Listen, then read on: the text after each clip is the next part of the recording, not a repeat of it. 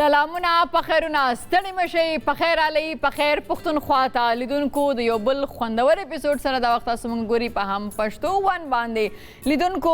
نن پروګرام کې تاسو ته بیلابیل سیګمنټس لرو د هیلث سره تړلي او ظاهره خبره ده چې دا کلایمټ چینج چې کوم دام د صحت سره ډېر زیات تعلق لري ډېر زیات تړون لري نو نن موږ سره چې د ډاکټر صاحب شوکت هم په پروګرام کې به وي چې هغه به موږ ته دا وایي دا نن سبا دا موضوع لري ته ګرمه ده ډېر خلک دې باره کې پریشان هم دي چې دا کلایمټ چینج دا به څه کېږي فیوچر خاص کر پاکستان کې او په دې موضوع به سره خبرې کوم او د هغې نه علاوه چې دی نو موږ سره ډاکټر ماهنو چې کومه ده هغه ډینټسټ هغې سره د غاښونو د حوالې سره خبرې کوم او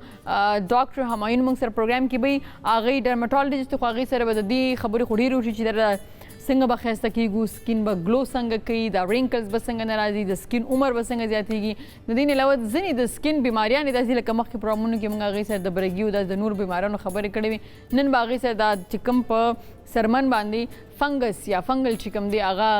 کېږي ورته هغې ولي سره به موږ چې دی نو خبرې کوو د ډاکټر همایون عادل همایون سره نو دا ټولې خبرې چې کومې دي دا ټول سیګمنټس چې دا ټول میلمانان په پروګرام کې دي تاسو د پخیر پښتونخوا خپرونې سره اوسېږئ او تاسو هم کولی شئ چې موږ سره په دې پروګرام کې برخه والی زموږ چې کوم واتس اپ نمبر دی هغه به تاسو ته وخت باندې په سکرین باندې ښکاري زموږ چې کوم ایمیل اډرس دی هغه هم تاسو ته ښکاري د دې نه علاوه چې زموږ کوم سوشل میډیا هینډلز چې کوم دي هغه فیسبوک یوټیوب چینل زموږ انسټاګرام اکاونټ زموږ د هم پښتو ون ټویټر اکاونټ دی او دا ټول تاسو فالو کولی شئ چې تاسو ته د هم پښتو ون د پروګرامونو او د پخیر پښتونخوا د پروګرام چې دی اپډیټس میلو شي دا وخت غواړم چې ورکوټې شانده مولم واپس اسانه کیږو پخیر پښتونخوا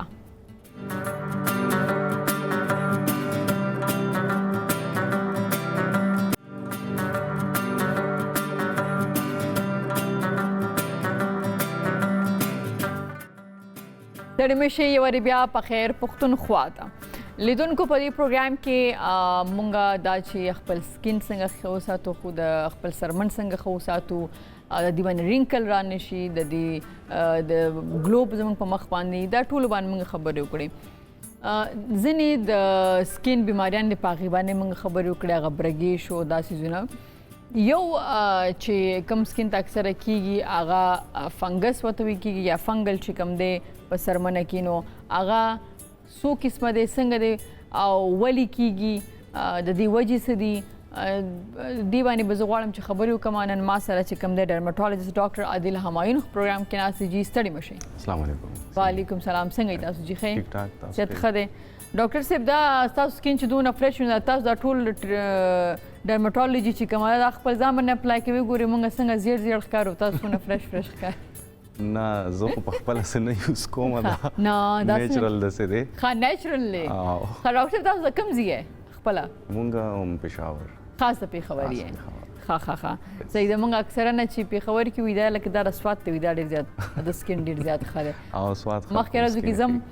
داسې یو غریزه علاقې کوم نو چې زه راغلی یم نو زما د میک اپ والا وایي چې یاره ته پکار چې 3 میاشتې پس داسې چوټیانو باندې چې سکین د خږي مې چوټیانو باندې خو زم خو داسې علاقې ته نه ځم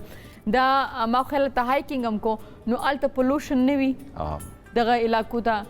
ویری ګډ خبره به ګداره که نه چې د موبایل سیګنل نی او د ځینو چې سیګنل یي هغه نیټ هم ای وي بس ډېر په مشکل سره واټساپ میسج پکې وږي که نه او نو سټرس نی ټینشن نشته دی او بس زما غونې ریکارډینګ هم چې د ریلیکس وي نو بس د ډرامې ریکارډینګ کو بس بیا زه غرونو ته خیږه که نه نو هغه ما خیال چې دا شنه بوټي او نیچرل څیزونه چې آب و هوا چې کوم دا هغسې انسان هم روحي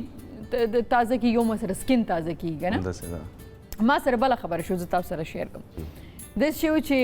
زه چې کوم پروډکټس یوز کوم مویسچرایزر او څیزونه ما تاسو سره شیر کړي نو زه چې شوټ لتلم ما هغه کور کې پاتې شو مویسچرایزر نور ویټامین سی او دا نایټ کریم چې دي دا ما ځان سره یوړه نو ما هلته ویل چې دا به زه څه کوم دا خو زما مخ چې دی ما دا ولګوم نو مویسچرایزر خو ډېر ضروري دی هلته کې لږ هوا چینج نو مویسچرایزر هسې هم ډېر زیات ضروري دی ځکه دا سکین چې دی هغه لږ ډرای شي زیات که نه نو ما اوس څوک نو ما هغه ته کې ذهن ته یو ډرماټالوجي راله ما دا وی مې دا ملایي که زه ولګوم دا کومه کورنۍ ملایي چې که نه دا به ډېره ښه اوس هغه هلته نه میلاویږي او ما هغه پروډکشن هیډ ته وي ما ورته جاوید بھائی چې زموږ آسمان چې زما مخ چې کوم دی دا به څنګه چل کوم نو په اوله شپه خو مې هغه میک اپ آرټسټ ویل ګلیسرین راکړه روز واټر سره مې لږ لګو بډه و سو هیوی کنه زما سکین د پاره یس بیا مې بل ورځ باندې چې زموږ شوټ والته نه مې د ملای را واغسته ما فریج کې خدا نو اټلیست دا چې هغه زما سکین وسره موئسچر واغه ټایم کې نو اوس تاسو مالا شاباشي راکوي او کنه غلط کار مې کړی دی نه تاسو خو ښه کار کړی دی ځکه چې ډرای سکین باندې لګولی شي چې د چا آیلی سکین یو هغې ملۍ ولګوي بس الله دې نو مني هغه بیا خرابېدی دا شي خرابېدی شي یس شکر دی زما خو نارمل سکین زما خو Normal ډېر skin. ماشاءالله ښه سکین نه ډرای دی نه آیلی دی نو ما هغه ولګولو نو دا مې دې پورې درته ویل لیدونکو چې موئسچرایزر سکین دپاره ډېر زیات ضروري دی خپل سکین همیشه موئسچر ساتئ او اوس راځم خپل ټاپک طرف ته روک صاحب دا سکین چې کوم فنګس ورته ویل کېږي که نه دا څه شی دی دې باره کې لږ موږ ته که تاسو ووایئ که نه موږ بیا وروسته دې ډولونو باره کې هم خبرې وکړو که نه د څه شي ته ویل کېږي دا سکین فنګس چې کوم دی یا فنګس یا فنګل چې دی د سکین والا کوم ته ویل کېږي څه شی دی دا څنګه سرمنې نورې بیماریانې دي د هغې ډفرنټ جراثیم وي که نه جراثیمي د بیماریانې چې لکه بهر نه کم جراثیم وي څنګه وایرس دی د وایرس خپل د سرمنې مرضونه شته بیکټیریا دي د هغې خپل مرضونه دي د سرمنې یا د ویښتو یا د نوکانو دغسې فنګس هم دی چې د هغه مختلف شکلونو کې په سرمنې باندې یا نوکونو کې یا ویښتو کې د فنګس انفیکشن هم سرمنې ته کېږي مختلف د فنګس بیماریانې راځي پیشنټس ته یا سرمنې ته یا ویښتو ته کېږي نو فنګس یو بیل قسم بیماریانې دي د بیکټیریا نه او د وایرس نه او د دې نور چې څونه د سکین سرمنو بیماریانې دا هم پکې ځان له یو بیل قسم بیماریانې دي د فنګس والا ښه جي دا راته ویل چې آیا اوس د دې فنګس کوم څو قسمه فنګس دي که نه یو فنګس دی بس دا دې کې قسمونه دي فنګس کوم چې فنګل ډیزیزز دي هغې کې بیا قسمونه دي او مختلف لوکیشنز باندې راځي صرف دا نه دی چې سرمن باندې ښکاره سرمن باندې راځي دا سر کې راتلی شي دا نوکونو کې کیدی شي دا د سرمن یو حصہ باندې وي بل حصہ باندې ني نو مختلف زیونو کې راتلی شي مختلف قسم کې قسمونه که راتلی تاسو شي موږ ته وایي چې کوم دي یا څه شی دي دا ماشومانو ته اکثر سر کې راځي ډېر ماشومان ته نه وایي که نه هغه بل شی دی سپوڼې خو پښتو کې د هرې سرمن بیماری ته خلک سپوڼې وایي که نه داسې خو د سرمن چې دی 3000 قسمه بیماریانې دي 3000 قسمه بیماریانې دي او هغه د سرمن د سکین 3000 د سرمن 3000 نه زیاتې دي او هر بیماری هغه سپوڼې ښکاري جبکې هغه پهله ډایګنوز کول هغه تشخیص کول او بیا د هغې خپل ټریټمنټ ورکول آیو بیل شی دی دا خبر دی صحیح نو هر یو شی سپوڼې نه دی سپوڼې دی او دا وچ سپوڼې دی او بس خبره ختم داسې نه ده 3000 نه زیاتې بیماریانې د پښتنو دپاره بس 2 بیماریانې دي که نه دا وچ سپوڼې دی او دا لون سپوڼې دی او بس هم یو قسم دغه دا اوینټمنټ یا ټیوب میلاویږي کلو کې مرض یې کې بیټنویټ یا ډرموویټ بس هغه یې پې لګولي نو که توکه ده که ولګي ټیک ته ګنې بعضې بیماریانې هغې سره ټولې خورېږي بیا نو سپیشلی فنګس بیماریانې چې دې باندې کله هم دا سټیرویډز پې ولګي لکه ډېر کلو کې یا کلو کې څه غټ ښارونو کې خلک لاړ شي او دا سټیرویډ راوالي بیټنویټ او ډرموویټ چې یاره بس سپوڼې دی دا به پې ولګو ټیک به شي نو هغه ورځ دوه له خو ښکاره شي چې یاره ټیک شو خو یو هفته پس چې ګوري یا د هغې نه هم سیوا شوي ځکه چې اسټیرویډز وي نو ځان نه ورپسې نه لګوي هر یو شی سپوڼې نه دی 3000 قسمه دي پخپله دې سوچو کې ورته بیا صحیح دا راته وایي چې د دې وجه سي دا سکین ته ولې کیږي فنګس چې دی دا یو بل نه لګي یو بل نه لګي زناورو نه لګي دی شي کور کې چا پیټس ساتلي وي هغې نه لګي دی شي انسان ته لګي یو کس ته دی فنګل انفیکشن او د هغه کپړې څوک بل څوک یوز کړي یا د هغه تولیا ټاول د هغه کور کې نور څه استعمال شیزونه بعضې خلک وي هغې دا شی نه ګوري بس هر چا شیزونه استعمالوي یو بل ته لګېدی شي خاص کل دا هاسټلو کې یا داسې کورونو کې چې هلته خلک زیات اوسېږي یو روم کې زیات وي یا ډېر دی دغه ته کېږي دا سپورټس سره ریلیټډ خلکو ته کېږي یا چېرته هم چې زیات خلک وي آرمي کې یو ځي کې څونه ډېر سپایان وي یا خلک وي که نه نو چې څونه نږدې خلک اوسېږي او د یو بل شیزونه استعمالوي نو دا فنګل انفیکشن یو بل ته ټرانسفر کېږي. ښه صحیح ده. دا زه یو دغه تاسو ته وایم زه رالم زموږ کور ډېر زیات بند و ما یې کې صفایانې وکړې نو هغې کې چې ما صفایانې وکړې نو زما باډي کې یو ځای کې ما ته داسې ریډ غوندګې سو خو هغه نه فیل کېده خو هغې څومره زه پس لږه دا نښه چې د خپې باندې د کس ښایي داسې څه هغې شدت واغېستو ډاکټر صاحب هغه داسې شدت و چې کله به هغه دغه زما خور دما دغه زخم یا دغه فنګس یا فنګل چې به د هغې صفایي کوله نو ما به جړل دومره درد به کولو نو هغې به هغه کلین کولو بیا هغې باندې میډیسن نو ما هغې ته وایي چې تا ما ته د چا نه ولګېدو دا څنګه وشو نو هغې ما ته چې دا اکثرا دا کورونه چې بند دي یا څو میاشتې او دا پشکال او دا ځایونه نو هلته کې ډېر دا کیړې مکوړې او داسې ځایونه مې کنه جراثیم پیدا شي نو هغه ما خیاله چې نو د هغې وجې نه هم څنګه چې تاسو ځناورو نه هم لګي نو مې بي دې څیزونه هم کېږي که نه صحیح ده. ښه ډاکټر صاحب مونږ څنګه کولی شو ځکه چې سکین او دا تکلیف هم لري لکه دا یو ډېر ما خیال چې زما د هفتې یو تکلیف و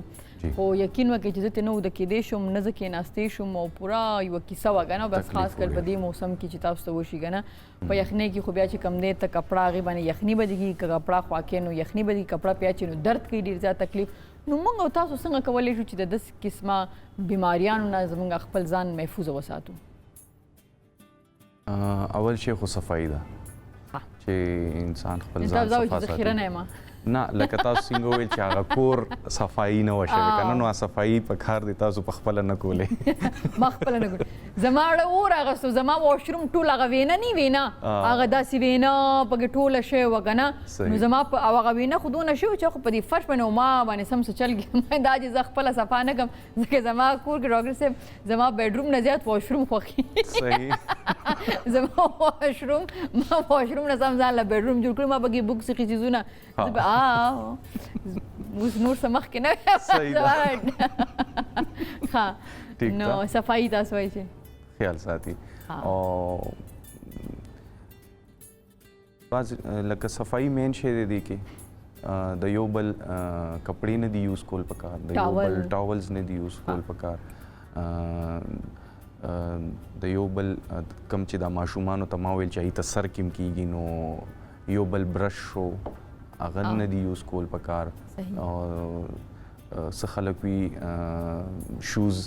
ایکسچینج کی یو بل سره لکه دا ایتھلیټس کې سپورټس والا خلکو چې نه عام دغه کې هم کېږي دا ستا شوز زما دغه سره دي کپړو سره میچینګ دي نو یس دا د یو بل شو ساکس شو دا څونه دي دا نه دي استعمال کول پکار او نو دغه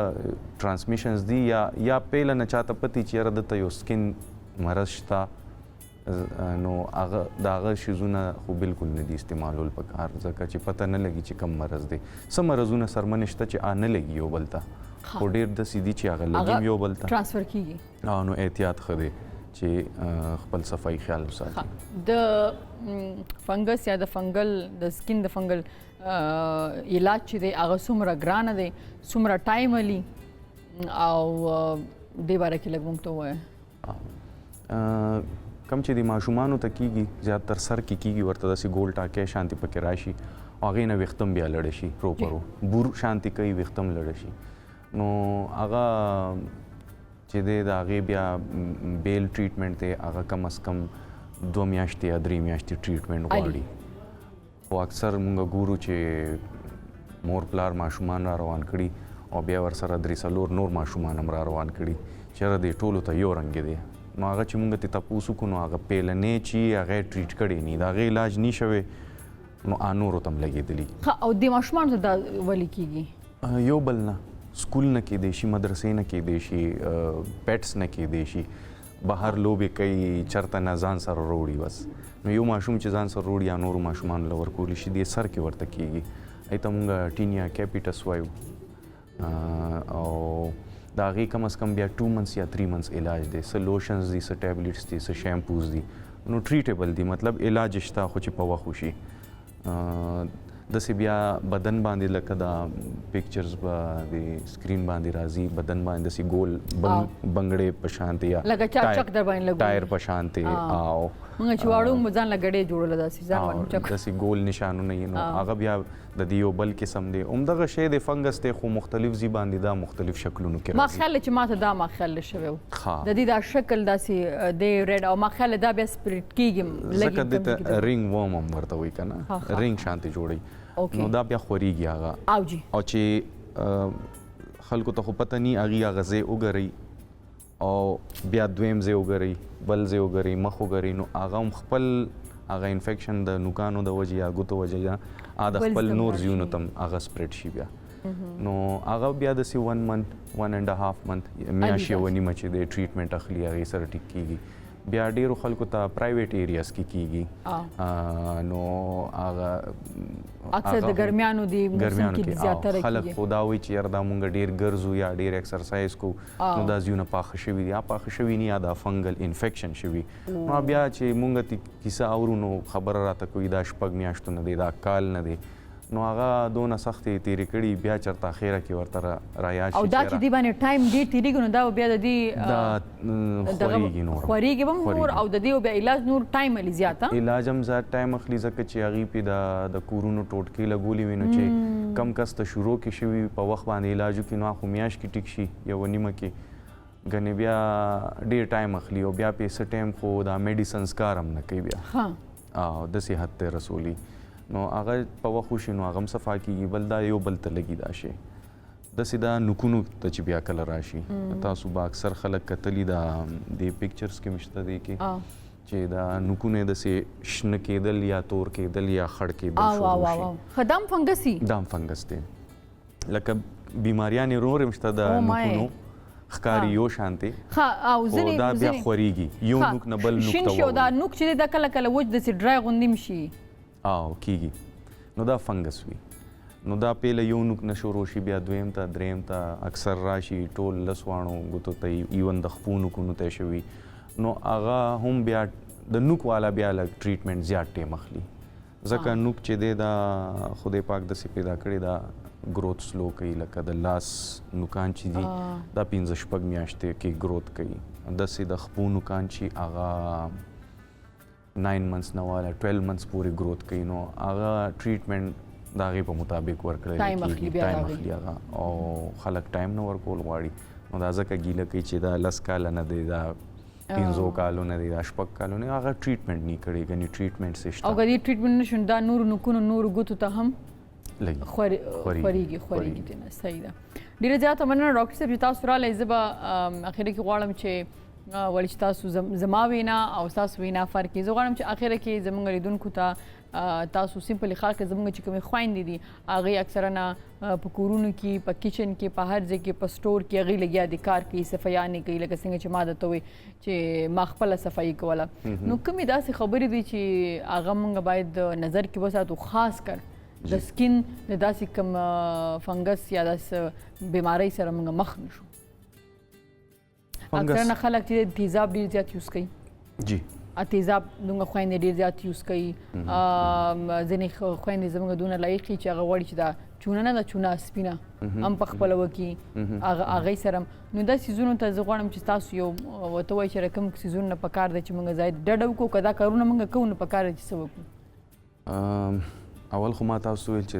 صفایي خیال به ساتي، بل دا چې کور کې زنانه چې ایر وخت دا اوبو کار خو کوي لوښي وینځي کپړې وینځي کور وینځي نو هغې بیا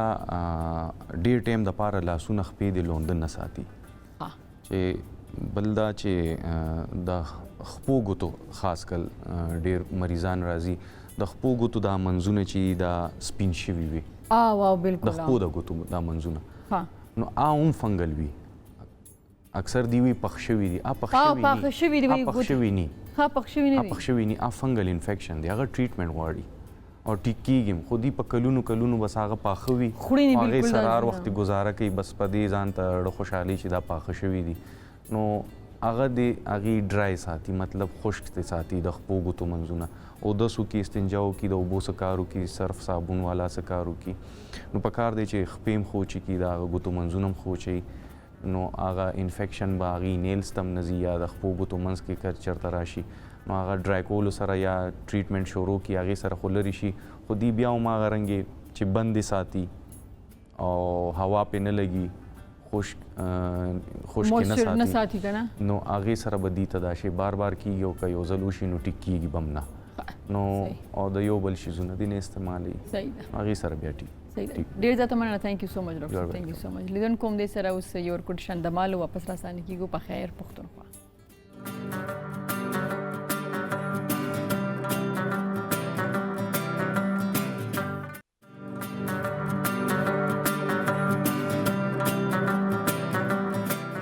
ستړي مه شئ، ورې بیا په خیر پښتونخوا ته. لیدونکو موسم چې ښه نو د انسان موډ ورسره ښي. ځینې خلک بیا دا وایي چې موډ دې ښي نو هر موسم در باندې ښه لګي.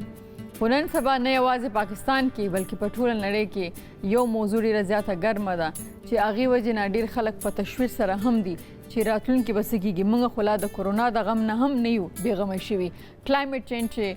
دی د موسم په حواله سره دغه موضوع ډیره زیاته ګرمه ده او ډیر خلک تشویش کې اچولي دي، ډیر خلک بیا وایي چې داسې هېڅ هم نشته، دا صرف افواګانې دي. ما سره دا وخت په پروګرام کې د موسمیاتو بدلونو ماهر چې کوم دی هغه ناست دی ډاکټر شوکت علي صاحب جی. ستړي مه شئ. وعلیکم السلام. څنګه چې تاسو ښه، ډیره مننه چې پروګرام ته راغلی، موږ له وخت راکو. ډیره مهرباني جی ستاسو د انوایټ کولو، او ډیره ښه راته لګي چې د نجیب حافظ سره په پروګرام کې ناست یو او خپل سوشل میډیا باندې ان شاء الله دا زه یو فخر دغه دی چې نجیب حافظ سره پروګرام کوم. تھینک یو سو مچ جی. زه لږ سوشل میډیا باندې زیات اکټیو یم. ښه جی ډاکټر صاحب، اول غواړم چې یو پیژنګلو ستاسو نه زه ولرم د نه مخکې چې ستاسو ماشاءالله ډېر غټ پروفایل دی او تاسو چې په کوم موضوع باندې په کوم ټاپک باندې لګیا کار کوئ هغه لږه نوې هم ده. صحیح دلته نو زه اول دا غواړم چې تاسو نه وپوښتم چې تاسو د کوم ځای سره تعلق دی؟ زما د مردان سره تعلق دی او په مردان کې زما کلی نوم بابوزو ده او هغه د غرب په لمن کې یو ښکلی غونتی کلی دی. ډېر ښه. او زما بیسک چې کوم پرایمري ایجوکیشن دی هغه د بابوزو کلی نه شوی دی، او زه چونکې یو وم نو مور پلار چې کوم دی د کلي نه بهر نه پرېښودم چې د سترګو مخې ته مو وي ماشوم چې سترګو نه لرې نه وي. ښه، نو بس په دې وجه باندې ما د انګلیش میډیم سکول بجای زموږ په کلي کې انګلیش میډیم سکول نو ما د ټاټ سکول نه سٹارټ اغوسته، سرکاري سکول نه سرکاري سکول نه. او بیا د هغې لسم کې ما ښې نمبرې راغلې نو بیا زه ایډورډز کالج ته لاړم ماشاءالله. او ایډورډز کالج کې بیا ډېر ښکلی د ایجوکیشن هغه دغه راته بالکل داسې واضحه شو او په هغې باندې ملګرو سره او د خپل پروفیسرانو سره بیا مخکې دغه وکړه او په اینډ کې ما په کلایمټ چینج کې بیا پی ایچ ډي وکړه. ډېر ښه. زه راځم دې ته چې یو وي نیازبین وي، سکول ته تللی، د ټاټ سکول کې د سبق ویلی دی، څنګه سټوډنټ وي؟ زه هارډ ورکینګ، ما به هارډ ورک ډېر کوم او سکول کې ما فرست سیکنډ پوزیشن اغوستو. واه. او چونکې د کور د طرف نه ما باندې لږ شیان پابندۍ وي نو چې ما ته به لږ شانتې موقع میلاوېده که نه نو ما به شرارت مرادت هم وکړو ځکه چې بار بار ووتم. دا پیټس سره مې ډېر شوق و، سپیشلي چرګان مرغان به مې ساتل ښه. ډېر ښه، ډېر ښه. نو بس د کلي هغه ژوند چې کوم دی هغه. نو ډاکټر صاحب څو وروڼه خویندې یې تاسو؟ زما 2 خویندې دي او ورور مې نشته. زه او تاسو چې یو یم نو خویندې 2 خویندې دي تاسو؟ ښه، نو که 3 وروڼه خویندې یې تاسو؟ جی جی. ښه، صحیح ده. دا راته وایي چې کله تاسو ایډورډ کالج ته راغئ او اوس هم لکه د کلایمټ چینج ولې سره دې فیلډ ته دومره خلک لا نه دي آګاه یا ډېر نه دي راغلي، نو هغه وخت کې چې تاسو ایډورډ کالج کې چا درته دا سجیشن درکړ چې ته باید دې طرف ته راشي دې فیلډ ته؟ اکچولی زما په هغه وخت کې خو کوشش و چې ډاکټر جوړ شم او په میډیکل کې بیا انفارچونیټلی زما نمبر خو ښې وې خو دغه اډمیشن میلاو نه شو. خو به هر حال ما خپل سټرګل چې کوم دی هغه پرې نه ښودو او ما دا دغه کړی و چې علوم سره به ډاکټر لګوم. او بیا زه مخکې راتلم ما د ایډورډز کالج نه بعد ټول چې کوم ایجوکیشن دی هغه په سکالرشپ باندې وکړو ماشاءالله او بیا ما د پی ایچ ډي لپاره هم سکالرشپ واغسته د ایچ ای سی والا نو زما ټول ایجوکیشن د ایډورډز کالج اف اس سی نه بعد په سکالرشپ باندې دی او د پی ایچ ډي دغه داسې وشو چې ما یو انسټیټیوټ جاین کو چې هغه انسټیټیوټ په کلایمټ چینج باندې کار کوي او بالکل نوې کولو شو نو ما وی چې چونکه په یونیورسيټو کې دغه ایجوکیشن وونه نه چا ماستر کو نه چا پی ایچ ډي کوله په پاکستان کې بالکل یو نوې ټاپک نو چې زالته کې لاړم نو ما په غي باندې کار شروع ک او د غي نه بیا ماته د سکالرشپ اپورچونټیز ملاو شو او د هغه ډپارټمنټ چې کوم دی هغه یو ریزن جوړ شو چې ما په دې فیلډ کې پی ایچ ډي وکړه تاسو خبر وکړه چې ما کوشش کوم چې میډیکل فیلډ ته لاړ شم خو چونکه اغلته اډمیشن نشو نو ما خپل کوشش پرې نه خو ما چې د ډاکټر خو به خپل نوم سره لګم زموږ اکثره سټوډنټس چې کوم دي هغه ډیسارټ شي هغه چې د حوصله بیلی او چې یره دا فیلډ چې ما خو کړو دا ونه شو نو بس ارسه ختم دي نو تاسو څنګه موټیویټډ پاتې شوئ یو خو زه دا دغه کوم چې اوس زما سره ډاکټران په ریسرچ کې کار کوي زه سپروایز کوم او څه زما میډیکل سټوډنټان دي په ان آی ایچ کې او ایچ اس ای کې هغه یې زه سپروایز کوم اوسه نو هغه زه په کلایمټ چینج اند هیلث باندې دغه کوم نو یو خود دا ماته یو موټیویشن زما یو دا دغه چې د ډاکټر نوم خو یو دغه دی خو چې زه سوسایټي ته څه کنټریبیوټ کوم سوسایټي ته ډیر زیاته او دا زما دغه او دا چې کوم ټاپک دی دا صرف پاکستان ته نه کنټریبیوټ کی دا ټولي دنیا ته کنټریبیوټ کی او په دې ټاپک باندې ټول دنیا کار کی او دا هغه په کنټریبیوشن کې زی سکوما زما تقریبا ار درې میاشتې بعد بار ملک ته ټریپی او پاغه ځای کې زه خپل چې کوم کنټریبیوشن کړی د دنیا لپاره هغه ز پروجیکټ کوم پاکستان کې چې مونږ کم کار کو هغه پروجیکټ کو نو دا داسې یو ټاپک ته چې دا د انساني خدمت دی او وسره د بار ملک تطلو مزینګ دي او بل پکې دا دی چې پاکستان لپاره ډېر فائدې دي خج پاکستان د څه فائدې لپاره باندې مرازمه د کلایمټ چینج موضوع نن سبا سیګمنټ شروع کې مویل چې ډېر زیاته ګرمه ده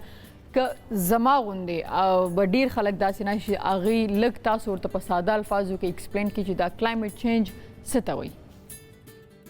زمونږه د دې مثال تاسو داسې اغستې شئ چې د انساني بدن دی که وسته انساني بدن لا یو خوراک ډیر زیات ورکې یا ډیر کم ورکې نو په دوانو حالاتو کې هغه فیزیبل نه دی صحیح ده نو د دې دنیا مثال چې کم دی دا د انساني بدن دی ها کپ دې کې تاسو داسې قسمه دا خدای پاک ډیر بیلانس سیستم پیدا کړی دی او دا بیلانس سیستم دا دی چې په دې کې زمونږه سګیسونه دي پاغه کې یو ګیس ته هغه ته کاربن ډای اکساید وي نو خلکو څه چلو چې ډیولپمنٹ شروع شو دړه چې کوم دی فیکټری جوړې شوې گاډي دار یو کس سره دي دا غي په وجه دغه گیسونه چې کوم دی دا په دې هوا کې زیات شو او د هغه گیسونو دا خاصیت ته چې د نور نه کم شواګانې راځي نو هغه خو هغه ټیم کې تیزي نو هغه کراش شي ته خو چې بیا د زمکه نه راوت لیږي او بیا ته واپس ځي نو دغه گیسونه راونی سي او د دغه گیسونو په وجه باندې دا ګرمي جوړیږي زه تاسو د مارس او د وینس مثال درکوم زموږ وینس چې کوم سیاره ده پاغي باندې کاربن ډای اکساید ډیر زیات دی په دې وجه باندې دا غي ټمپریچر 420 ډیګري دی ایوریج ټمپریچر او وینس چې کوم دی پاغي باندې ډیر زیات تین لیر دی نو د هغه د مارس چې کوم دی پاغي باندې ډیر زیات تین لیر دی نو د هغه ټمپریچر چې کوم دی -50 دی نو دا ارت چې کوم دی کنه دا خدای پاک داسې یو ځای کې پیدا کړی چې بالکل د انسان د رهائش مطابق پیدا کړي نو یا مونږ ته اگر وینس جوړ ک یا ته مارس کاری سګنه تاسو دا سکرین باندې چې ښکاری او دا قشي ها نو په دې کې اوس تاسو وګورئ کنه دا گرین هاوس ګیسز چې کوم ځای کې لیکلي دي دا هغه ګیسونه دي چې دا انرژي ټریپ کی په دې ټول یونیورس کې د انرژي سیستم چې کوم دی هغه ارت ته هغه زمکه لنګ دغه ورکی هغه بوټو لنګ دغه ورکی خو که دا انرژي د حد نه سیوا شي نو دا غي په وجبه زمونږه د دنیا چې کم ټمپریچر دی څنګه چې ما تاسو ته د وینس اگزامپل درک چې ډیر هاي دی او پاغه باندې ژوندۍ پوسیبل نه ده نو کچرته مونږه د دې شیزونو کیرونه ک ډیولپمنٹ خو په خپل ځای دی ګینه مونږه ډیولپمنٹ کو زمونږه مور خپل چې کم ژوندۍ ته رکړی و دا غي نه مونږه تقریبا زیات فیسیلیټیز سره ژوندۍ تیرو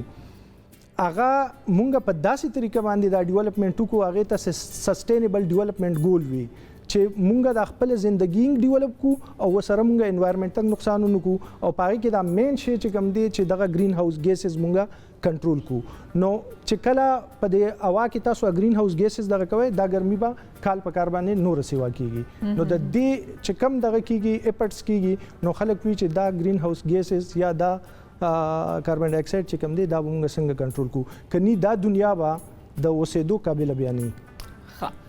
تاسو خپل خبرو مینس کې دا خبر وکړه چې موږ له پکار دی چې موږ مخ په وړاندې ملار شو فیسیلیټیز هم وي خو موږ دنیا ته یا ماحولیات ته نقصان ونه رسو دا ممکنه ده بالکل ممکنه ده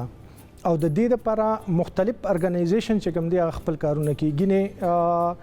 وس مونږ سونه گاډي دي چې هغه پېټرول استعمالي صحیح ده د پېټرول هغه یورو 2 نه وس د یورو 5 او یورو 6 خبرې کی چې دا هغه پېټرول هغه کوالټي چې کوم دا هغه داسې انکریز شي چې هغه دا کم اخراج کی د ګیسونو دغه کم سے کمی وس ګورنمنت یو بل پالیسی شروع کړه چې دا ویکلز چې کوم دي دا الیکټریک ویکلز تلاړ شي نو دغه یو خدغه دي او د ټولو نه غټ چې کم کامیاب سټیپس ته او د ټولو نه آسان هغه بوټي لګول دي زه خپل ویورز ته دا خواست کوم چې هر یو تن په خپل کور کې کم از کم یو بوټي ولګي نو دا پاک ګورنمنت چې کم بلین ټری سونامي کې پی کې وکړه او 10 بلین ټری سونامي وکړه نو دا پکې د ټولو نه اهم دغه دی او په دې طریقه باندې مونږ د ته سینک وایو کاربن سینک چې هغه کمی طریقې مونږ وکړو چې هغه یو کاربن خو ته اخراج کول کم کې او دوسره طریقه دا ده چې کم موجوده کاربن ډای اکساید دی په دغه کې چې دغه ته څنګه راونی سي دغه څنګه چې کوم دی ډمپ کې نو د ټولو نه غټ ډمپینګ طریقه چې کوم دا اوشنز دي او دویم باندې چې کوم دی بوټي دي ډېر ارګنایزیشن دی باندې کارم کوي د کلایمټ چینج باندې کنه نو دا غي باره کې راته وي چې دا دغه ارګنایزیشن څه کار کوي لږ تفصیل موږ سره شیر کړئ چې کله یو موضوع ډیر هاټ ټاپک څنګه چې ټیرریزم یا داسې نور څه دغه باندې نو دا کلایمټ چینج نن سبا ډیر هاټ ټاپک دی دا نن نه د ډیر مخکې نه نو چې کوم ټاپک ډیر هاټ شي نو هغه یونایټډ نیشن په هغه باندې کار شروع کی او یونایټډ نیشن ارګنایزیشن 1972 کې په دې باندې یو کانفرنس وکړ چې موږ 1972 کې چې موږ به څنګه دا انوایرنمنت چې کوم دی دا به پروټیکټ کو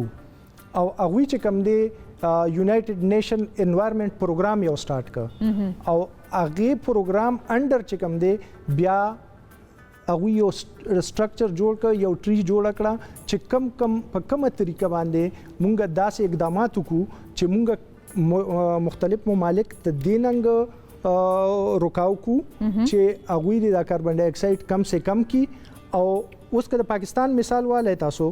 پاکستان ډیر کم دغه کی 0.08 چې کم دی د دوی کنټریبیوشن دی په کاربن ډای اکساید کې خود دا پاکستان چې کم دی دا په ډیر وخت نه چې کم دی په ټاپ 10 کنټریز کې دی په دنیا کې نو هغه دا چلن کی اوس چې مونږ کم داسې اقدامات وکړو چې دا هغه په ترو باندې مونږ دا کم موست افیکټډ کنټریز دي دوی له خیر خېګړي داسې کارونه وکړو یا د کلین ډیولپمنٹ داسې پروګرام وکړو چې د دوی دا اثرات چې په دوی ممالک باندې دا کم سے کم شي تاسو هم د یو ارګنایزیشن سره کار کوئ د هغه د هلو ځلو په دی حواله سره متلګوي دا انیشیټیو ډاکټر اشفاق صاحب کوم چې د اټومیک انرژي چیرمن وو ډاکټر عبدالقدیر صاحب سره او هغه بارمل ته په دوره باندې تلو او چې واپس راغی نو هغه وی چې د کلایمټ چینج باندې په فیوچر کې کار کول مونږ له پکار دي او دا کسان دي چې هغه یو قسم له ویژن ساتي او هغه دا ارګنایزیشن 2003 کې شروع کړ بیا موږ د انټرنیشنل ارګنایزیشن سره په کانټیکټ کې او په 2006 کې او 5 کې ماشاءالله موږ داسې ارګنایزیشن چې موږ د کلایمټ چینج ماډل رن کړی وي ماډل اگزامپل به تاسو ته داس درکمه چې څنګه یو ډاکټر لتا سولار شي او بیماری سوک نو هغه ترمامیټر باندې تاسو ټمپریچر چیک کی او هغه بیا تاسو لا دوايي درکې مونږ د کلایمټ چینج ډاکټران یو او مونږ څه چل کو چې مونږ په دنیا په ترمامیټر باندې چیک کو هغه ترمامیټر چې کوم دی هغه نوم دی کلایمټ ماډل دا سپر کمپیوټرز دي چې په هغه باندې دا ماډل رن کیږي نو مونږ په د ساوث ایشیا کې فرست کنټری یو چې مونږ د 100 سال د پاره د پوره ساوث ایشیا ته وې چې په راتلونکي 100 سال کې بس کیږي نو موږ د ګورنمنت انډر راځو د منیسټري اف کلایمټ چینج صحیح ده او په دې باندې کار کو او دغه چې کوم دی په ساوث ایشیا کې او بیا انټرنیشنلی شیر کو نو موږ یو قسم لا یونایټډ نیشن ته کنټریبیوشن ورکو صحیح ده دا کوېسچن دی چې میډیا ریپورټس وایي چې پاکستان د لاست 10 ایئرز نه د دې نه متاثره دی صحیح ده نو دا راته چې د متاثره ملکونو کې شامل دی که نه د دې وجه څه ده او همدې سره تړلی دا کوېسچن هم دی چې په پاکستان کې د کلایمیټ چینج چې کوم دی موجوده او فیوچر اثرات چې دي هغه څه دي او ستاسو خپل ریسرچ هم افکورس دی باندې شته نو هغه هم زموږ سره شیر کړئ پاکستان چې کوم دی ما مخکې عرض وکړ چې د ټولو نه کم مونږه ماحول ته نقصان ورکو او د ټولو نه زیات افیکټ کیږو دا جرمن واچ چې کوم دی یو ارګنایزیشن دی چې هغوی هر کال د 10 ممالکو لیست جوړي چې هغه د کلایمیټ چینج نه زیات متاثر وي او دغه لیست چې کوم دی هغه بیسډ چې پالته کې د کلایمیټ چینج د وجې څونه مرګونه شوي او څونه د هغوی اکانومي کې لاس شوی دی نو پاکستان د لاست 10 سال نه چې کوم دی په 10 پوزیشن کې راځي نو دا جرمن واچ دغه کې بیا چې کله تاسو تاسو کو چې د کلایمیټ چینج څه اثرات دي په پاکستان باندې نو که زه دا سټپ په سټپ وایم نو اثرات خو ډیر زیات دي او مونږ ته ډیر زیات خطرې دي د ټول نه وړاندې زموږ ټمپریچر د نوري دنیا نه زیات انکریز کیږي په دنیا کې چې ایوریج کم ټمپریچر انکریز دی دا غي نه زموږ ټمپریچر زیات انکریز کیږي ځکه چې د پاکستان دا ټرین چې کوم دی ټرین دا ټوپوګرافي چې ستوي دا بالکل ډیفرنٹ تا لکه څنګه نور دنیا ټمپریچر او د پاکستان ټمپریچر ګینه مونږ د چل کړی دی چې د کلایمیټ ماډل ته د ټولي دنیا ټمپریچر روخ کې چې ایوریج ټمپریچر بعد د دنیا سونه انکریز شي په فیوچر کې او چې کله مونږ بیا صرف د پاکستان وګورو نو د مونږ د پاکستان هغه ایوریج ټمپریچر چې کم دی هغه د دنیا نه تقریبا 1 ډیګري زیات انکریز کیږي او بیا چې کم او دا چې تاسو د فیوچر خبره کوي نو دا فیوچر ملګری سو کالو راتلونکي سو دا مونږه د 20 سال لپاره کو د 50 سال لپاره کو او د 100 سال لپاره کو ځکه چې مونږه کله پالیسی جوړو خو وس دا کوم چې یونایټډ نیشن والا ارګنایزیشن دی هغه دا لیمټ وک چې مونږه الریډي 1 ډیګري چې کوم انکریز شوی خو وس دوی دا لیمټ وک چې فیوچر کې با مونږه داسې اقدامات کو چې مونږه د 2 ډیګري نه بالکل مخکې لاړ نشو او 1.5 باندې لیمټ کو خو پاکستان کې دا سچويشن چې هغه چې کوم لیمټ خولې دی هغه 10 سال په پاکستان کې مخ کې راځي دا خو او دا غي په وجه باندې به دا هیټ ویو او دا دغه په دونه سیوا شي چې ستاسو ګاډي ایسی خو سم په ګرمۍ کې کار نه کوي بیا په کمرو کې په بیسمنت کې بنستا دغه مشکل شي بل خبره دا چې کله دا ټمپریچر انکریز کیږي د دې سره زمونږ چې کوم دا بارانونه دي دا به ډیر زیات افیکټ شي ینو اوس مونسون دی مونسون مونږ په ګرمۍ کې چې کوم باران کیږي دا الریډي په دا پریویس 50 سال کې کم شوی دی او د دې چې کوم دی نارت طرف ته شفت را روان دی دا هغه کې اوس دوه مین اهم شیزونه دي یو خو زمونږ چې کوم دا باراني علاقه شو مردان شو یا صوابه شو کوم کې چې زراعت کیږي د دې نه به دا باران شفت شي بیا به هغه غریبانان چې کوم د زراعت باندې دغه کې هغه ته ډیر زیات مسله شي او چې دا کړه نارت ته شفت شي او پاغه ځای کې ډیر سخت بارانونه کیږي او وسره چې کوم دی پاغه سره سپو ایکستریم ایونټس ګلیشیر میلټینګ وشي نو دا به ډیر غټه مسله جوړي یو خدا شو بل دغه داري کې تاسو ته یاد یا نه زما خو خیال زما عمر زیات ته ماته یاد دي چې مونږ بلوري کول په کورونو کې په یخنۍ کې درې ورځې به بارانونه کله بم سوجي په خوله کله بم پکوړي په خوله په یخنۍ کې وس چې کم دی 3 ورځې نه یو ورځ کې بس سم تیز وشي د ته ایکستریم ایونټس وي نو دغه ایکستریم ایونټس دا چل کی چې یو خو ارسه خراب کی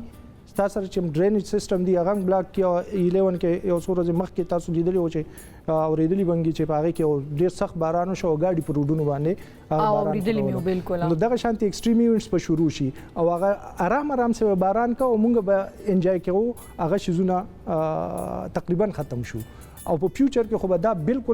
بالکل یو دغه سچويشن دی بل دغه دا دي چې زمونږ کم ګلیشیرز دي د چې دا ملټ کیږي نو دا خو به یو وخت پورې مونږ ته د وب زیات کی خو بیا به یو داسې وخت راشي چې ګلیشیر به ملټي ټول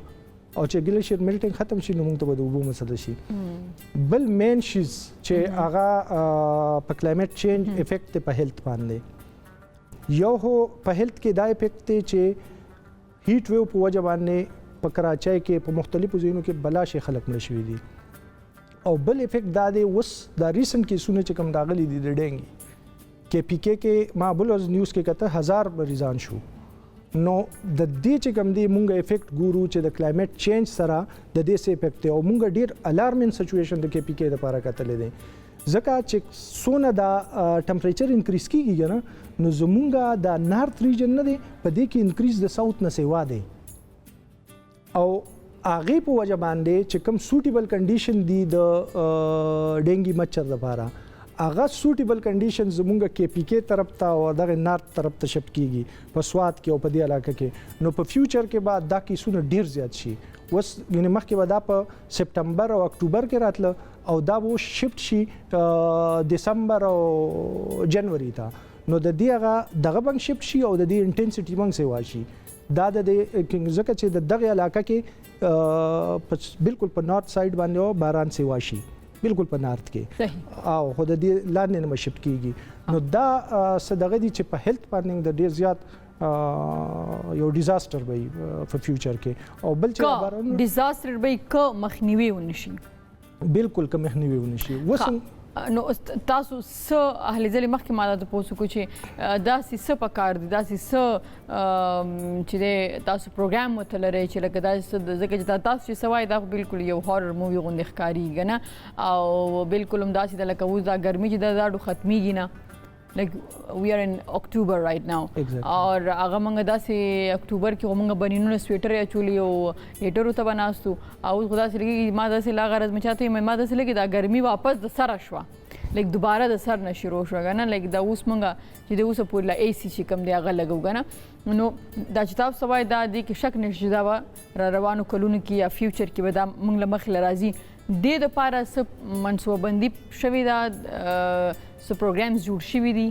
د دوه طریقې دي د دې منصوبه بندي یو منصوبه بندي هغه د حکومت کې او د حکومت هغه اپروچ ته وی ټاپ ټو باټم اپروچ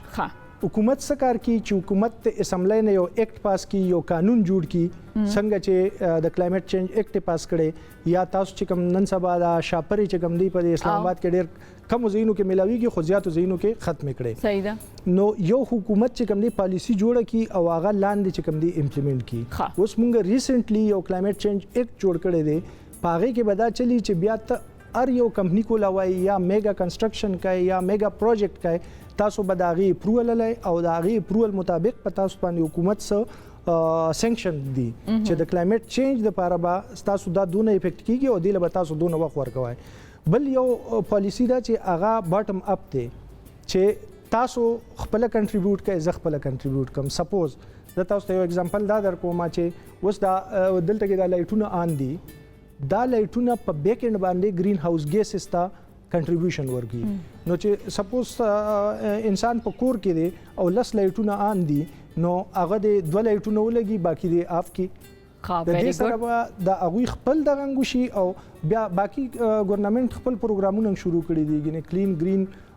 پروګرامز دی د ګورنمنت د بلین ټری سونامي پروګرام دی ګورنمنت چې کوم دی د کویل پلانټس ریمر خان کې لګول اغه چې او موږ عام خلک یو خو لایټس پکار دي چې کم تاسو وای شي کم یوز وګنه او نور داسې کولې شونی بوټي ولګو ونی بوټي انسان چې کوم دی زه تاسو ته یو بل مثال درکوم چې تاسو سپوز په یو کور کې یو زنانه ده هغه کپړې وینځلې نو بجای د دې چې په ډرایر کې هغه وچی هغه د نور تواچی نو هغه چې کوم د کنټریبیوشن نه کیږي هغه لپاره انداسې معمولی سټیپونه خدام کنټریبیوشن نه بالکل موږ وختنه سوري کپړې چې کوم دي هغه موږ نور ته باید وچیګو نور ته وچی کوي نو چې تاسو هغه بجلی دلته کې الکتریسيټي کم سیو شي نو هغه سیو الکتریسيټي چې هغه تاسو یوز کوئ نو هغه د کاربن ډای اکساید او د دې شیزونو دغه ناراضي یعنی هغه امیشن ذریعہ جوړیږي بل اي سي خبره ده چې تاسو اي سي لګوي نو ګرمي دا وسر یو بلګي خو هغه کم از کم دونه بیریبل ټمپریچر باندې دی چې په 16 باندې ما لګوي هغه که تاسو په 24 کې ده یا په 23 کې ده نو دا بس تاسو لپاره غني دا معمولی کنټریبیوټ وس تاسو ار یو کس خپل گاډي کې ټریول کی په مختلفو ملکونو کې پبلک ترانسپورت دا بي ار ټي سرویس چې کوم دی دا موږ ډیر غټ یو کنټریبیوشن غنو د کلایمټ چینج ته چې اوس سپوز 100 کسان په دغه کې چلیږي نو د هغې امیشن ډېر زیات کم دی بجای د دې چې 100 سره سل ګاډي رواني مطلب دا چې څونه کسان هلته ناست دي او هغه جدا ایگزیکټلی خو لکه یو سل کسان په یو بس کې ځي او یا سل کسان انډیویژولی یو ګاډي کې د دې لپاره چې کوم دی چاینا ګورنمنټ داسې دغه یې ښیي چې یو ورځ به تاسو خپل ګاډي نه چلوئ په ټولو خلکو باندې دا لاګو کړي دي بای فورس چې سایکل به کار دي او چې یو ورځ به کور په چاینا کې و سایکل لپاره سپیشل لاین دی ما مخکې سوچ کو یو سایکل لم خو بیا مې وی چې زندگی به په خطر کې وي چې ځکه چې خالی لاین نشته دی بالکل همداسې دا صدغه سټیپس دي اوس حکومت چې کوم دی حکومت عمران خان د ټولو نه زبردسته پالیسی چې کومه ده هغه د کلایمټ چینج ده په ټوله دنیا کې چې کوم دی دا اپریشیټ شو تقریبا په یو ان په اجلاس کې اوس ریسنټلی بورس جانسن چې کوم دی د یو کې پرایم منسٹر هغه باقاعده د عمران خان تعریف وکړ چې تاسو داغه نسزده کوي او داغه یو بل کوالټي د کوم منسٹر کې چې زېما ملک امین اسلم داغه منسٹر دی او هغه سړی د دې فیلډ سره دی نو هغه چې کوم فندز راوړه او هغه چې کوم ارګنایزیشن لیډ کړه ګینه اوس پاکستان په داسې پوزیشن کې دی چې موږ ارګنایزیشن لیډ کوو دونه کیپاسټي بلډینګ وشو او یو ډیر اهم چیز دا وشو چې دا ملکونه چې کوم دي کنه دوی سب باندې شو کړه گرین پروګرام نېشنل بانډ نو دا هغه سره زمونږ باندې چې دا قرضه د کم کنه نو د دې د ماپ کې دومره کوششونه کیږي چې پاکستان باندې موږ په انوایرنمنت کې کار کو او دا کوم قرضه چې را باندې دا ماپ شي نو په دې باندې اوس دا ټول سکیم د ګورنمنت د طرف نه شروع دي ډیره زیاته مننه ډاکټر صاحب شوکت تاسو را لې ډیره مهمه خبرې وکړې کومه خپل مستقبل سیف کول غواړو یقینا تاسو خبر باندې عمل پکار د سید ګورنمنت هم خپل هلي ځلې کوي خو دا چې منګه بم خپل صورت خپل یو حق بادا کو څنګه چې تاسو دا ډیره وړي خبرې د کدي ته موږ توجه کو دا ډیر غټ کنټریبیوشن کولی شي په فیوچر کې د کلایمټ دی چینج دی موضوع کې ډیره زیاته مننه دي ثانک یو سو مچ تاسو را لې پروګرام ته لیدونکو اوس یو ورکوډ شان د مال واپس را سانه کیږو په خیر پختونخوا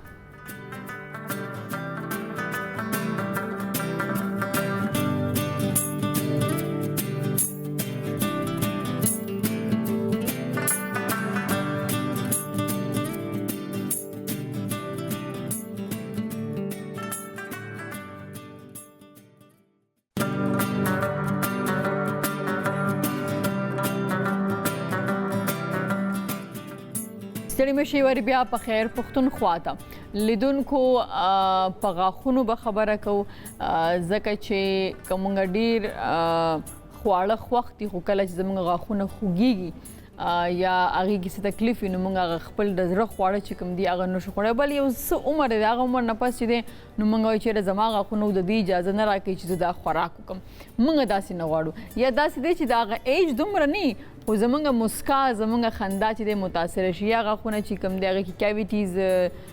چینجی چې کوم دی هغه وਹੀ یا تور شي یا مات شي نو بیا چې موږ خاندو موږ اکثره خولې ته لاس نیسو یا موږ خپل خندا خنخ کوي نو موږ بیا اوایډ کوو چې زموږ مخ ډیره زیاته مسکا یا خندا نه نو دا هغه ټولي خبرې دي چې زه نه غواړم چې داسې دی اوسېږي ځکه ما سره یو ډینټسټ دلته نه سره ډاکټر سیده ماهینو ستړي مشي جی السلام علیکم وعلیکم السلام اول خدا ماهینو راته وای د ماره پارډی یونیک نیم دی کنه دا څنګه نوم دی دا د کوم زینوم دی مطلب څه دی د ماهینو مطلب دی نیا چاند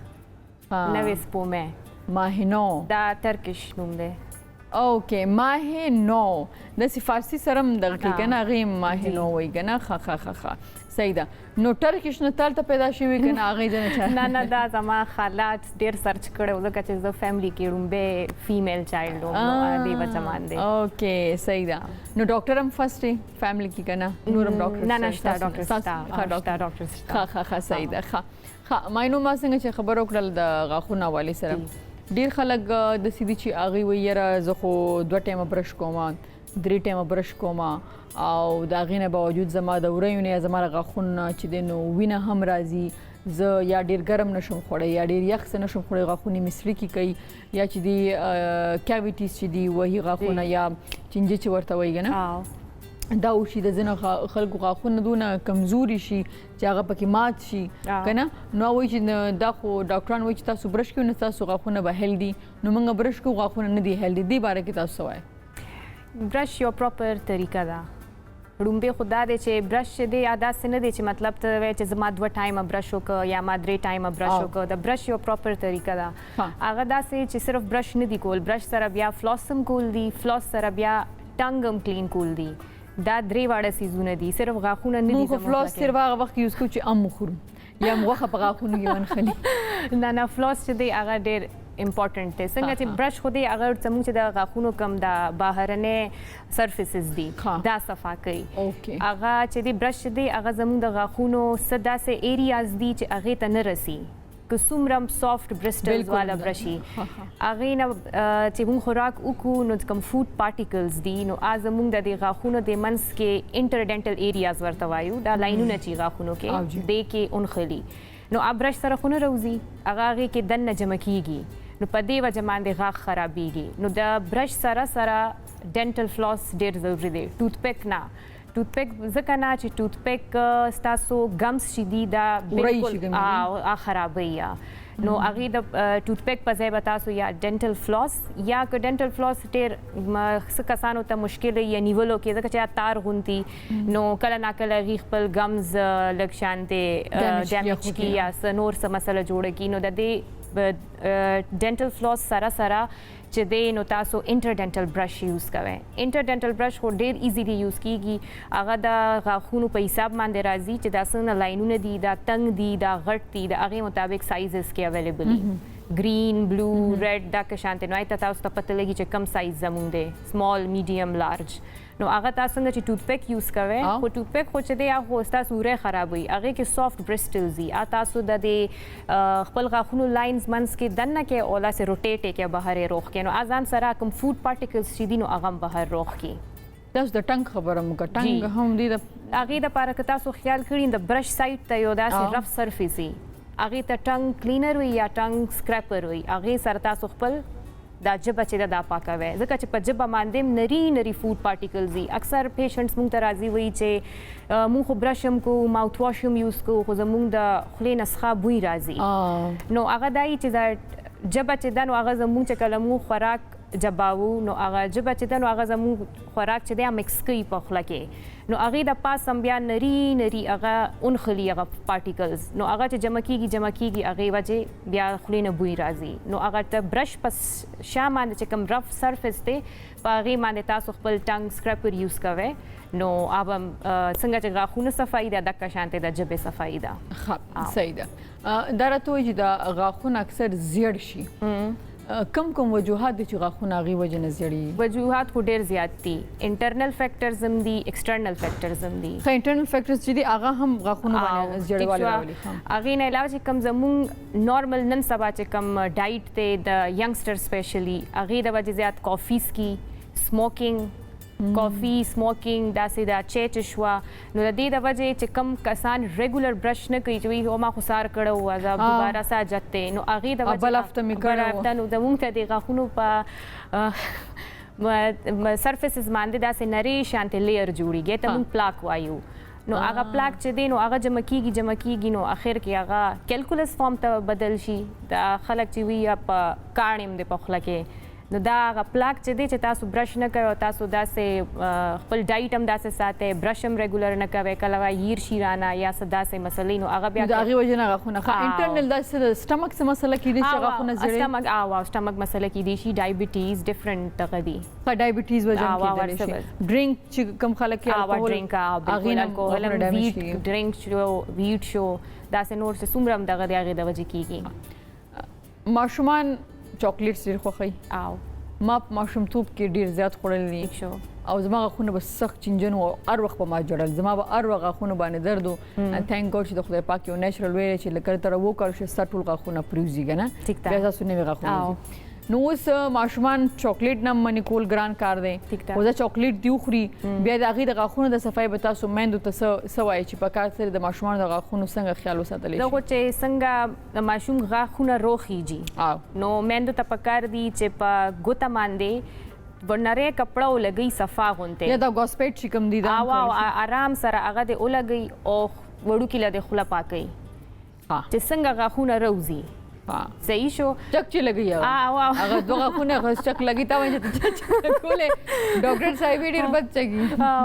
نو هغه د پاکي هغه نه ماشومانو ته د چاکلیټو نه منع مکوي د هغې د غاښونو صفایي خیال ساتئ هغې د ورځ کې 3 پیرې چاکلیټ وخوري خو برش پې کوئ داسې ټوت پیسټ په وي ځکه زموږ د اډلټ والا چې کوم دی خو ډېر تیز دي د ماشومانو دپاره نه دي څنګه چې بیبي شي نو بیبي ټوت پیسټ مې زما ماشومان نشته ځکه ماته نشته بس تاسو ډاکټر یې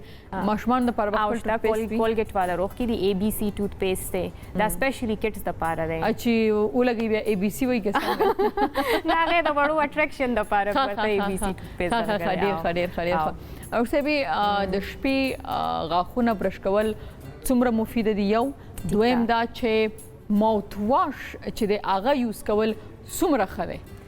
لومبې خو به درته لومبې سوال جواب به درکړم چې تاسو ووایئ چې د شپې برش کول خو ډېر ضروري دي ځکه چې ستاسو اوده شی ستاسو ډېر خلک خوله داسې کنګال کړي اوبه نه تاسو د لاست میل چې یا د شپې اوس تاسو د شپې تش خوله کنګال کې نو ای باندې خو نه کېږي څنګه چې ما وختي ووایي چې فوډ پارټیکلز دي د خوراک هغه ذرې هغه د زموږ د غاښونو کې دننه نري نري لاینونه یې که تاسو خیال کړي نو هغې کې هغه دننه پراتی یا نو چې تاسو پې برش نه کوئ نو هغه دقه شانتې پراتی چې څونه پې ټایم تېرېږي نو بیا ورته کیریز لګي ډینټل کیریز کیویټیز چې ورته موږ وایو هغه لګي هم د مین د ډینټل کیریز وجه دا ده چې خلک برش اوایډ کوي نور هیڅ وجه نشته صحیح او دویم هغه ماوت واش چې دی نو هغه چې تاسو ته که ډینټسټ ریکمنډ کړي ټیک ته د ځان نه زموږ په خوله کې ګډ بیکټیریا ده او بیډ بیکټیریا هم ده ټیک ته نو که ډېر حد نه زیات ماوت واش تاسو یوز کوئ نو هغه ستاسو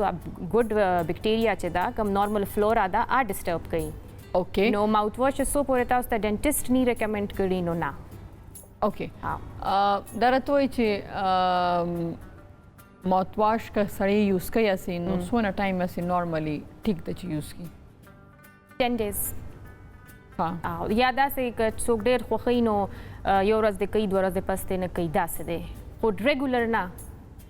هغې سره خوله پخېدی شي نه ماوت واش سره خوله نه پخېږي نه پخېږي نه اوکې دا خبره نشته دی زما خوله پخه شوې نه ما ته چې څنګه خبرې وکړم ما ته خپل زه د څو ورځو نه ډېر زیات ماوت واش یوز کوم نه په کار د هغې وجه دا ده چې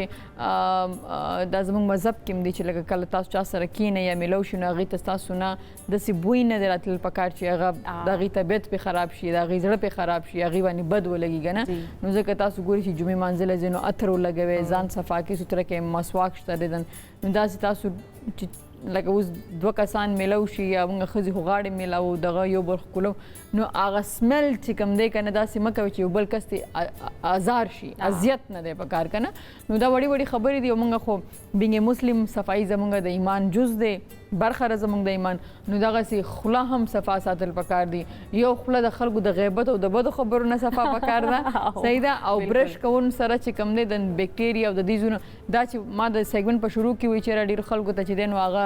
د وریو یا د غاښونو یا د کیویټي د چینجو د دې پرابلم کېږي خو ټول نه غټه خبر ده چې دا کوم سمیل راځي او تا سره خوا کې بل کس ډسټرب کېږي ته چا سره میلاویږي ډېر غلط امپریشن پرې د دې خبرو پکار دي چې موږ تاسو خیال وساتو ډاکټر صاحب ډېره زیاته مننه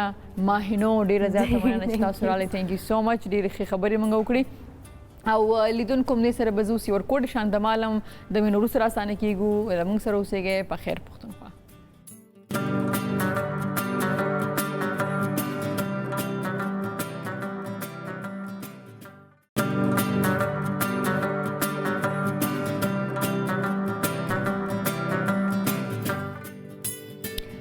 ستړي مه شئ په خیر رالئ په خیر پښتونخوا ته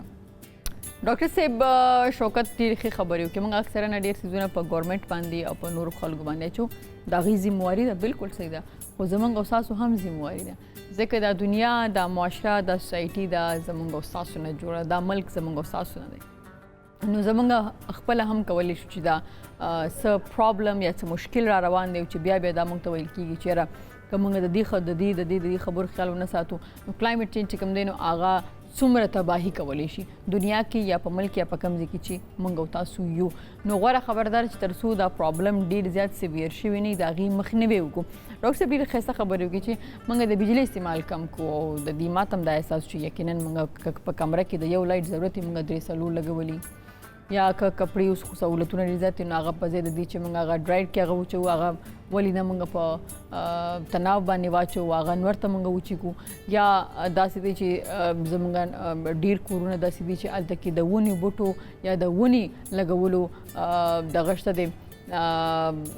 ځای شته دی نو هغه موږ ولې ونه کړو یا موږ تاسو چې یو موږ کوم ځای ته لاړ شو موږ ته پته چې دې ځای کې اوبه هم دي اوس ونې ما هغه ځای کې لګول پکار دي چې کوم ځای کې اوبه وي که نه نو که موږ ته پته چې دې ځای کې اوبه شته دي ونې دي بوټي ته اوبه میلاوېږي نو موږ پکار چې هغه هغې کې خپل کنټریبیوشن وکړو داسې ډېرې خبرې دي که هغه موږ تاسو هغې ته پام وکړو نو د ګورنمنټ سره موږ او تاسو کولی شو چې دا ملک دا نړۍ د اوسېدو قابله کړو او راتلونکي چې کوم تشویشونه دي یا کوم پرابلم دي چې هغه به راځي دا خبرې دروغ نه دي لکه تاسو سوچو کې دا اوس د اکتوبر میاشت ده او داسې ګرمي ده چې موږ داسې لګېږي چې لکه ګرمي دوباره د سره شروع شوه حالکه موږ تاسو د دې خبرې کوي چې څو کاله مخکې سپټمبر اکتوبر کې خو موږ سویټر یې لګولې او ډېر خلک به چې چا به ډېر یخني کېده لکه زما غوندې خو به هیټر ته ناست وو او اوس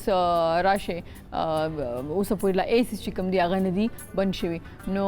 دا دنیا دا هېواد دا خاوره زموږ او ستاسو نه ده که موږ غواړو چې زموږ آینده دې ښه وي زموږ د ماشومانو آینده دې ښه وي نو پکار دا دی چې موږ خپل کار او خپله ذمواري وپېژنو همدې سره غواړم چې نن پروګرام وایند اپ کړم په لوی الله مو سپارم د الله په امان